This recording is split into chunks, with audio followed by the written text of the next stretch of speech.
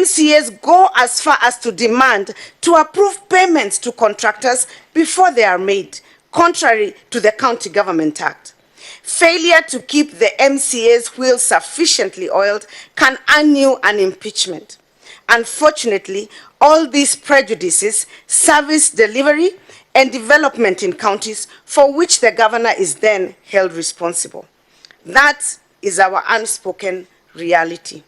Unless the Senate deals with this problem with the seriousness that it deserves, not only will anyone worth their name avoid seeking county leadership, devolution will not meet the intentions for which it was established. Honorable Senators, I wish to make one final point on the need to retain the integrity of the county assemblies. In the last 7 years, the Senate has invested significant resources in ensuring that the profile of county assemblies is raised so that they can represent the image of effective government at the grassroots for Kenyans. This is extremely important because the county assembly is the closest representation of Wanjiko in the lowest level of governing. It has been the desire of the Senate and those who believe in strong devolved governments to erase the history of councillors in the old local governments who were engaged in fisticuffs and other such unfortunate methods of handling council business and resolving disputes. It was therefore an embarrassment for us to watch my county assembly members sleeping in the assembly for a night prior to the impeachment proceeding and roughing up fellow members just for raising a point of order.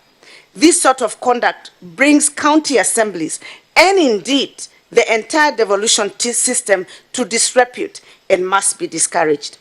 While we have differences of opinion with MCAs, Kirinyaga has never been the subject of any actions that would require people to sleep in the county assembly and convert sittings to violent confrontations.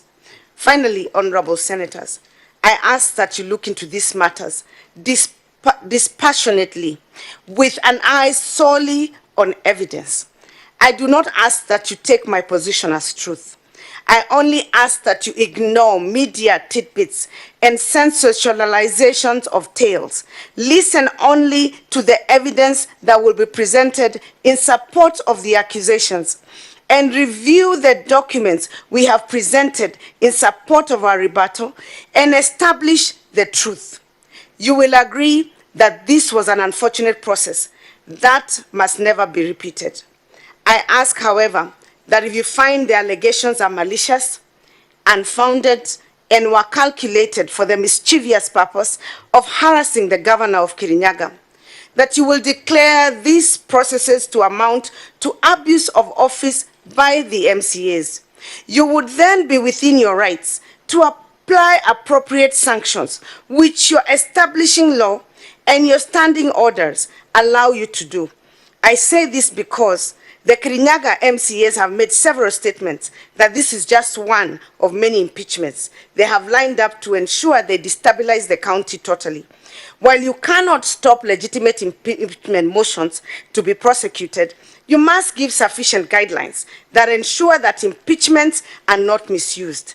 It must not be made a tool for pursuing vendetta, and the Senate must not be made an accomplice to such endeavors. Once again, I thank you for this opportunity to address you. I believe that truth will prevail, and as is stated in our national anthem, may justice be our shield and defender.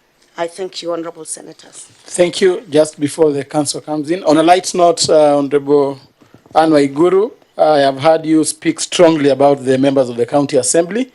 It's high time you note that the chairman of these committee is a former member of county assembly. I'm aware, Chairman. Thank you. Lead counsel, you may proceed. Chairman and members, Chairman and senators, thank you very much for the opportunity to address you again. And I just want to pick up very quickly from where Her Excellency the Governor has finished off. And I haven't seen any of the colorful lights, Chairman, in front of you come on, and I believe we will have 2 or 3 minutes so that I can just follow on quickly. You have 13 more minutes. Thank you very much. Just to follow on quickly from where